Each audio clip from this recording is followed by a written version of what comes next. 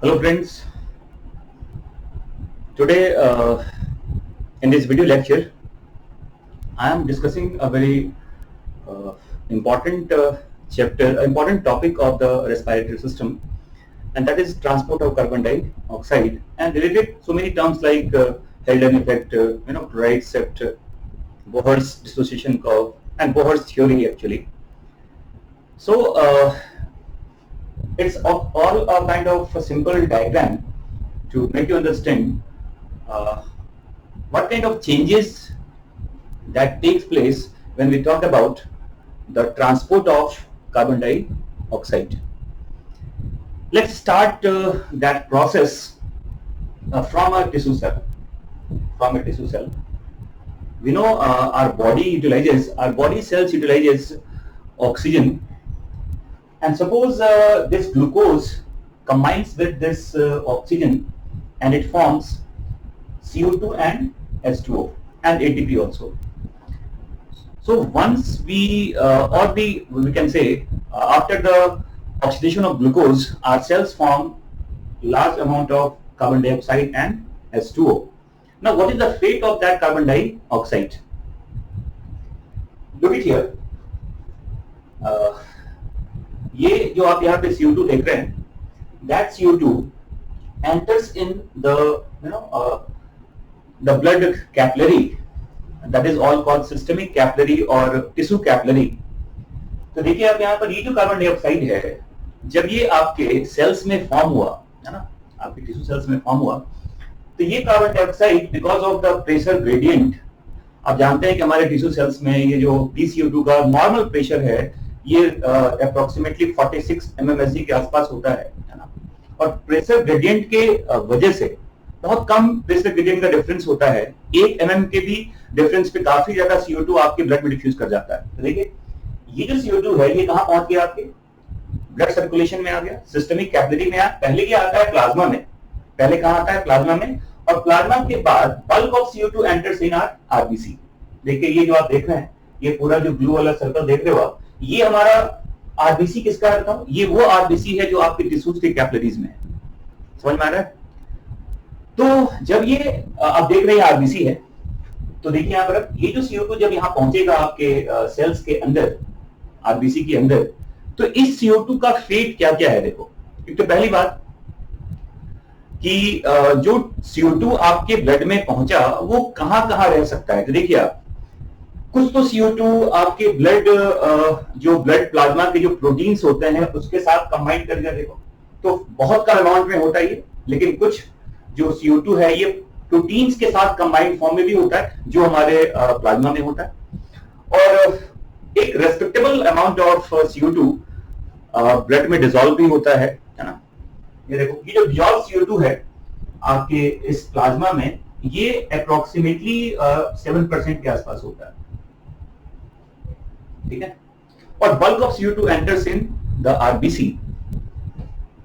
और जब ये CO2 आपके आरबीसी में आ गया तो इसका फेट क्या है यहाँ पर। तो देखिए आपके आरबीसी में वाटर भी होता है, तो ये CO2 इस H2O से क्या करेगा, देखो कंबाइन करता है CO2 प्लस H2O, और आपके आरबीसी में एक एंजाइम है कार्बोनिक एनहाइड्रेज, यहाँ लिखा हुआ देखो CA। This CA is called a very fast acting enzyme that is called carbonic anhydrase.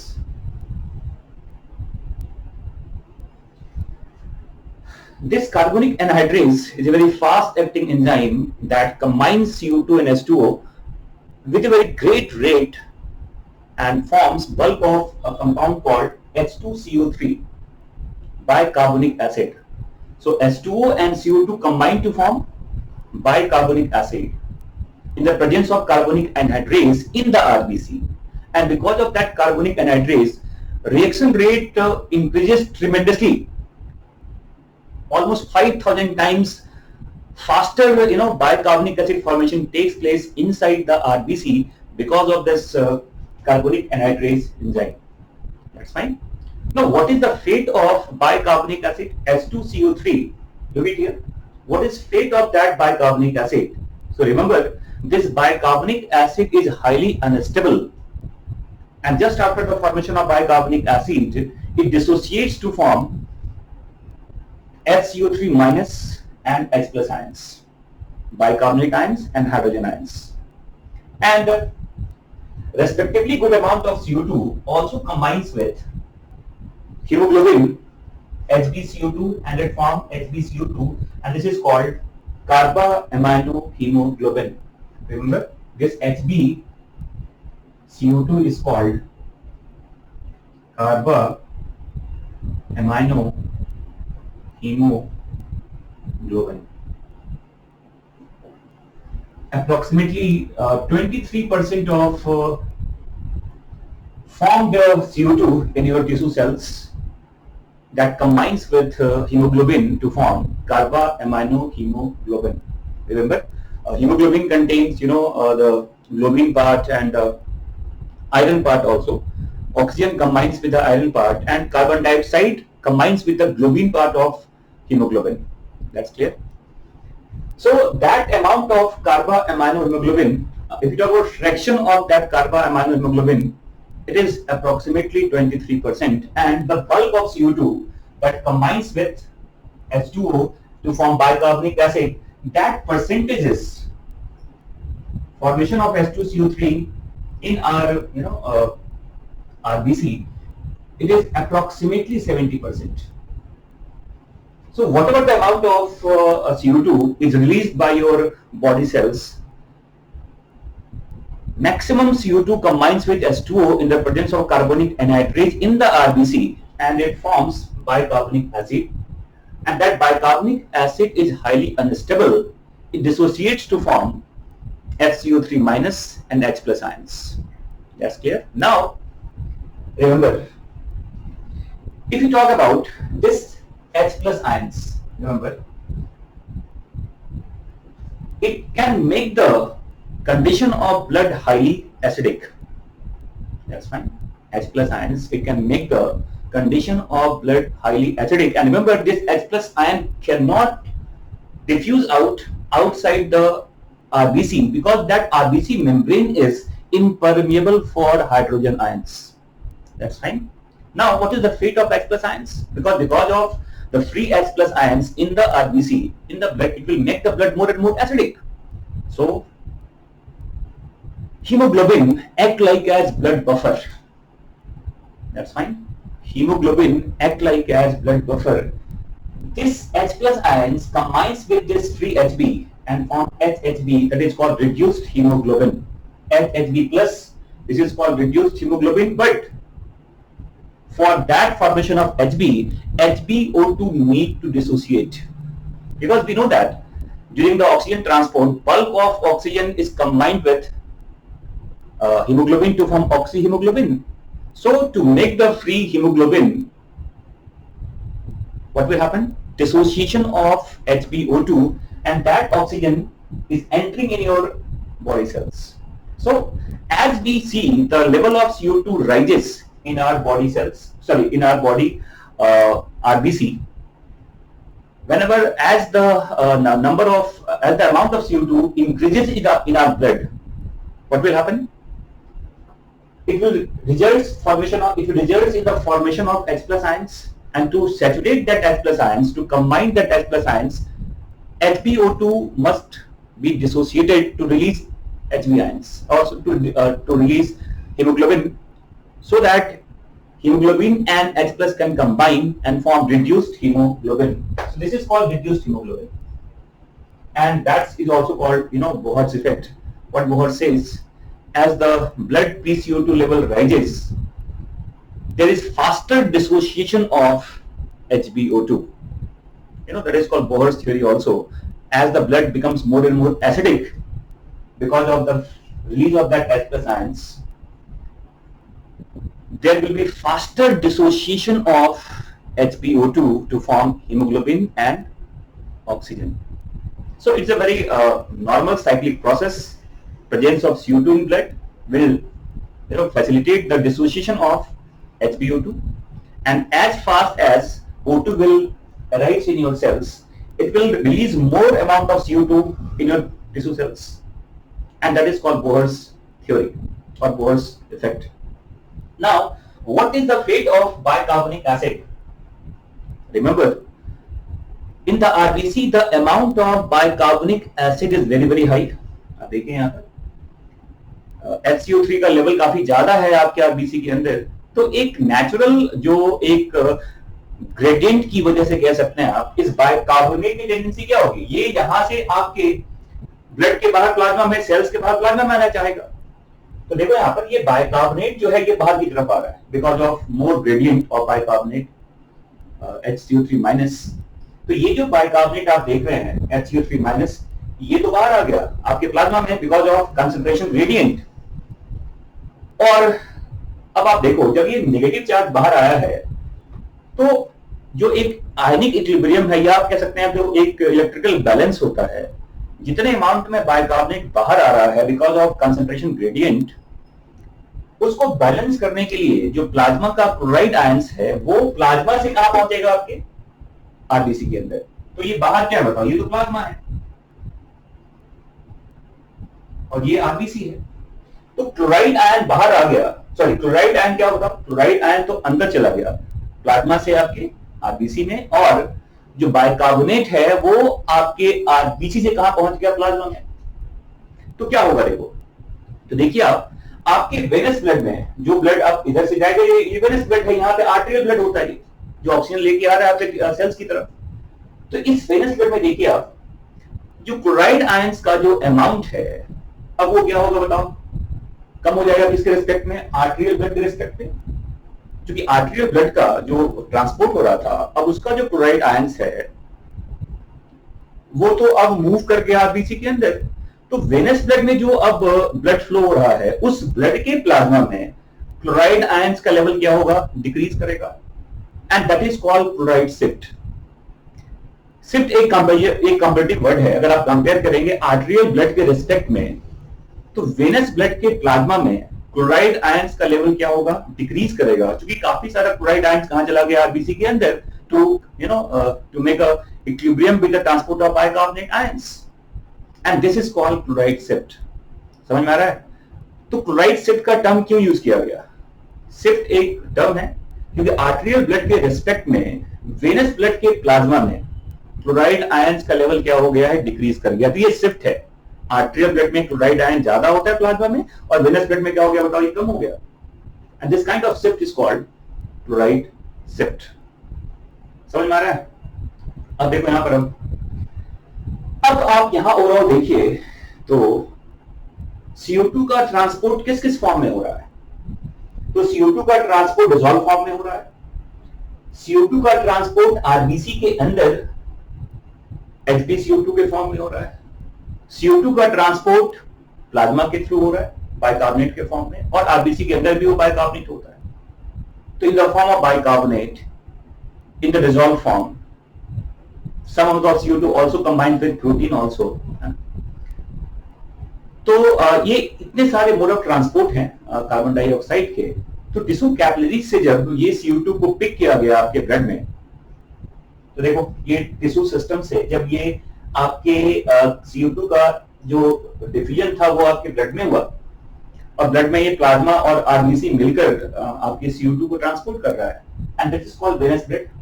और एक चीज बता दूं मैं आपको कि अगर आप ओवरऑल देखें कि रेस्टिंग स्टेज में, आप यहां देखिए आपके आर्टेरियल ब्लड में, देखिए यहां पर जो CO2 का अमाउंट है वो कितना है, 48 से 49 ml, 48 से 49 ml पर 100 ml ऑफ ब्लड। ये CO2 का एक रेस्टिंग स्टेज अमाउंट कह सकते हैं आप। अगर आपका ब्लड का पार्शियल प्रेशर CO2 का अगर आपके आर्टेरियल ब्लड में नियरली 40 mmHg के आसपास होता है, तो 40 mmHg के रेस्पेक्ट में देखेंगे आप, तो आपका जो आर्टेरियल ब्लड में CO2 का अमाउंट है ये 48 से 49 ml होता है, जो ऑक्सीजन के अमाउंट से ज्यादा होता है। आप जानते हैं इसका कारण क्या है, सॉल्युबिलिटी कहते हैं इसका। CO2 का सॉल्युबिलिटी ज्यादा होता है आपके ब्लड में। और अगर यहां देखो कि इस वेनस ब्लड में ओवरऑल जो CO2 का अमाउंट है वो कहां से आएगा, 52 से 53 ml पर 100 ml कह रहे हैं इसको।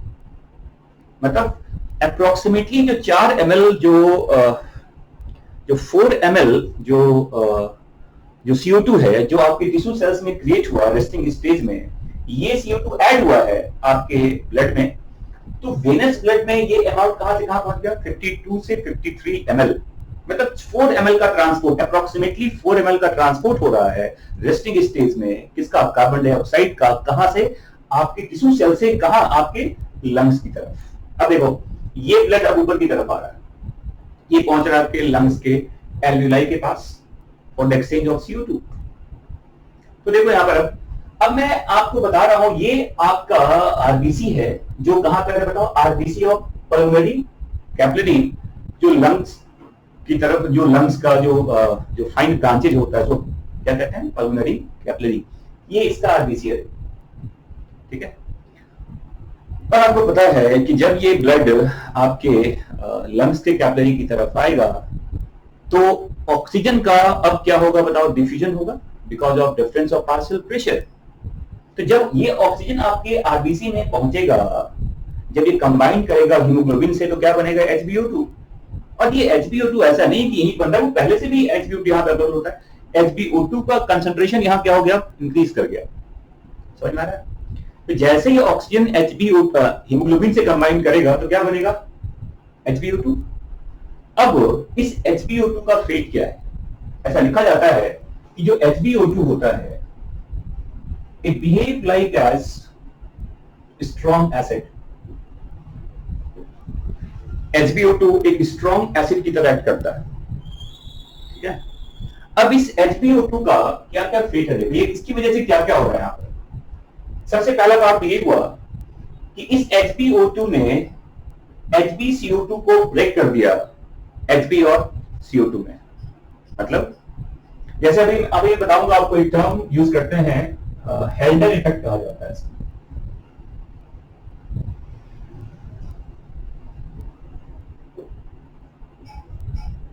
क्या कहते हैं इसको, हेल्डन इफेक्ट, ये टर्म याद रखिएगा। ये इफेक्ट क्या कहता है कि लंग्स के कैपिलरी में, पल्मोनरी कैपिलरी में HbO2 का जो प्रेजेंस होता है, ये HbO2 स्ट्रांगली एसिड की तरह बिहेव करता है, और इस HbO2 की वजह से जो कार्बामिनो हीमोग्लोबिन था उसमें जो Hb और CO2 है वो क्या करेगा, मतलब डिसोसिएट कर जाता है। तो देखो, तो HbO2 की वजह से जो HbCO2 आप यहां देख रहे थे, ये टूट गया वापस देखो Hb में और CO2 में, और ये CO2 कहां पहुंच गया अब आपके एल्वियोलाई के अंदर, because of difference of partial pressure. जो CO2 आपके प्लाज्मा में कैरी हुआ था वो CO2 भी यहां पहुंच रहा है, समझ में आ रहा है। और देखो एक और चीज, ये जो HbO2 है ये रिड्यूस्ड हीमोग्लोबिन रिएक्ट करता है, देखो ये भी तो कैरी हुआ था। तो ये HbO2 जब इस रिड्यूस्ड हीमोग्लोबिन रिएक्ट करेगा तो ये फिर ब्रेक कर गया, देखो H+ में और हीमोग्लोबिन में, समझ में आ रहा है, H+ में और हीमोग्लोबिन में। और आपको पता है कि जैसे ही H+ ये फ्री हुआ, अब आपके आरबीसी में जो अवेलेबल बाइकार्बोनेट है उससे कंबाइन करेगा, क्या बनेगा, H2CO3। और इस H2CO3 पे वही एंजाइम वापस एक्ट करता है, देखो कार्बोनिक एनहाइड्रेस, तो क्या बनता है, CO2 + H2O।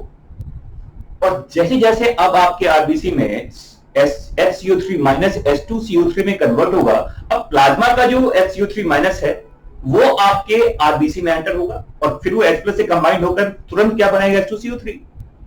तो क्या होगा बताओ, अब जो बाइकार्बोनेट आयंस आपके आरबीसी में अंदर की तरफ आ रहा है उसको वापस क्या करना है बताओ, उसे वापस अब क्या करना है, उसको इक्विलिब्रियम में लेके आना है। तो वापस अब क्या होगा, अब आपके आरबीसी के अंदर से जो क्लोराइड आयन है वो बाहर निकलेगा प्लाज्मा में, और इसको रिवर्स क्लोराइड शिफ्ट कहा जाता है। वापस अब आपके आर्टेरियल ब्लड में जो क्लोराइड आयंस का जो अमाउंट है वो क्या होगा, इंक्रीज कर जाएगा in respect to venous blood, समझ में आ रहा है। तो हेल्डन ने यही कहा था, हेल्डन इफेक्ट यही कहता है कि HbO2 की वजह से जैसे जैसे आपके ब्लड में HbO2 का फॉर्मेशन होगा, HbCO2 का क्या होगा, डिसोसिएशन, समझ में आ रहा है। जैसे जैसे आपके लंग्स के कैपिलरीज में HbO2 का फॉर्मेशन होगा, उसकी वजह से जो HbCO2 है वो क्या करेगा, डिसोसिएट करेगा, और क्या बन जाएगा Hb और CO2। अब देखो यहाँ पर ये CO2 यहाँ पहुंच ही रहा है। अब जो H2CO3 वापस डिसोसिएट किया इस कार्बोनिक एनहाइड्रेट की वजह से, क्या बना CO2 और H2O, और ये CO2 भी अब डिफरेंस ऑफ प्रेशर की वजह से कहां पहुंचेगा आपके एल्वियोलाई। तो देखो CO2 यहां से ही पहुंच गया, प्लाज्मा से ही पहुंच गया, और इस जो बाइकार्बोनेट आयन के अंदर जो CO2 था वो ही पहुंच गया आपके एल्वियोलाई। समझ में आ गया? तो ये है आपका और देखो फाइनली जो 4 ml CO2 आपके टिश्यू सेल्स में तैयार हुआ था, है ना, कहते हैं ये लगभग आप कह सकते हो पर मिनट पूरे बॉडी का जो हमारा बॉडी सेल्स है वो लगभग 1 मिनट में 4 ml CO2 मतलब रिलीज करता है। और ये CO2 वापस अगर सारे अमाउंट ऑफ CO2 को मिला दें हम यहाँ पर, तो ये CO2 वापस यहाँ कहाँ गया बताओ, 4 ml के आसपास। मतलब ये जो 52 से 53 ml CO2 था वापस इस जगह पे कहां पहुंच जाएगा बताओ, 48 से 49 ml। तो नॉर्मल रेस्टिंग स्टेज में क्या हो रहा है, हमारा जो 100 ml ब्लड है ये ट्रांसपोर्ट कर रहा है किसको बताओ, 4 ml ऑफ कार्बन डाइऑक्साइड को। एक और चीज देखिए, मैंने कहा हेल्डन इफेक्ट। हेल्डन इफेक्ट की अगर बात करें टिश्यू कैपिलरी के अंदर, यहाँ पे देखिए जरा, ये टिश्यू कैपिलरी है यहाँ पर, ये जो पूरा पार्ट आप देख रहे हो, तो टिश्यू कैपिलरीज के अंदर हेल्डन इफेक्ट Hb से CO2 को बाइंडिंग में प्रमोट करता है? नहीं, हेल्डन इफेक्ट की वजह से जो Hb है वो CO2 से कंबाइन कर रहा है, कहां बताओ, टिश्यू कैपिलरीज में। और हेल्डन इफेक्ट की वजह से ही कहा जाता है जो आपका आरबीसी है पल्मोनरी कैपिलरी में, वहां पर Hb से CO2 क्या बताओ, डिसोसिएट कर रहा है। तो picking of CO2 by the hemoglobin in tissue capillary and release of CO2 from the HbCO2 in the lungs capillary, and that is the part of Heldon effect. So we can say कि जैसे जैसे आपके अगर आप हेल्डन effect की significance की बात करें तो ये ट्रांसपोर्ट ऑफ HbO2 के बारे में बताता है। It facilitate the formation of HbO2 also, क्योंकि जैसे जैसे आपके HbCO2 से Hb अलग होगा, Hb फिर फ्रेश O2 से कंबाइन करेगा तो क्या बनेगा, HbO2 बनेगा।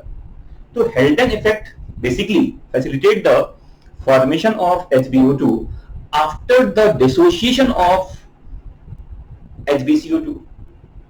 और बोहर्स इफेक्ट क्या कहता है, वो कहता है HbO2 से ऑक्सीजन अलग हो जाता है जब आपके सेल्स में, जब आपके मतलब सेल्स में CO2 का लेवल क्या होता है, इंक्रीज करता है। तो बेसिकली वी कैन से कि हेल्डन effect talk about the formation of HbO2 and Bohr's effect talk about the dissociation of oxygen from haemoglobin. समझ में आ गया? और एक चीज और देखिए कि बहुत ज्यादा पार्शियल प्रेशर का रेंज CO2 के लिए रिक्वायर्ड नहीं है। आप जानते हैं कि इस पॉइंट पे जो PCO2 होता है आपके आर्टेरियल ब्लड में, ये जो PCO2 होता है ये नियरली होता है 40 mmHg।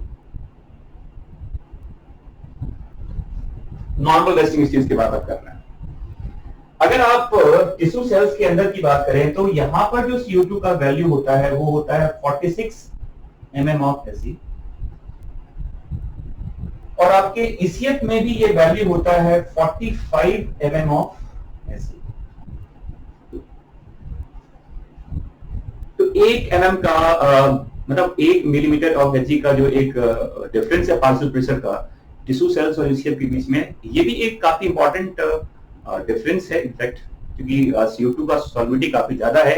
1 mm Hg के डिफरेंस में भी बल्क में CO2 जो होता है ये आपके ब्लड में डिफ्यूज कर जाता है ना। और फिर वापस जानते हो कि वेनस ब्लड में आते आते यहाँ जो हमारा PCO2 है ये पहुंच जाता है 45 mm Hg पे, और आपके एल्विलाई में यहाँ जो हमारा PCO2 होता है वो पता है, यहाँ जो हमारा PCO2 होता है एल्विलाई में ये कितना होता है, नियरली 40 mm ऑफ Hg, यहाँ पर आपके एल्वियोलाई में। तो 45 से 40, और जब वो CO2 रिलीज किया तो वापस कहां पहुंच गई, 40 mm Hg पे। So that is all about the carbon dioxide transport hopefully आपको समझ में आ गया होगा कि बोहर्स इफेक्ट का क्या मतलब होता है, हेल्डेन इफेक्ट क्या कहता है, क्लोराइड शिफ्ट क्या होता है और रिवर्स क्लोराइड शिफ्ट क्या होता है। ठीक है, अब मैं आपको नेक्स्ट वीडियो में एक काफी इंपॉर्टेंट लॉ है related to diffusion of different gases in your blood, इसको हेनरी लॉ भी कहते हैं। तो मैं बताऊंगा क्या सिग्निफिकेंस है हेनरी लॉ का once we talk about the diffusion of gas in your blood.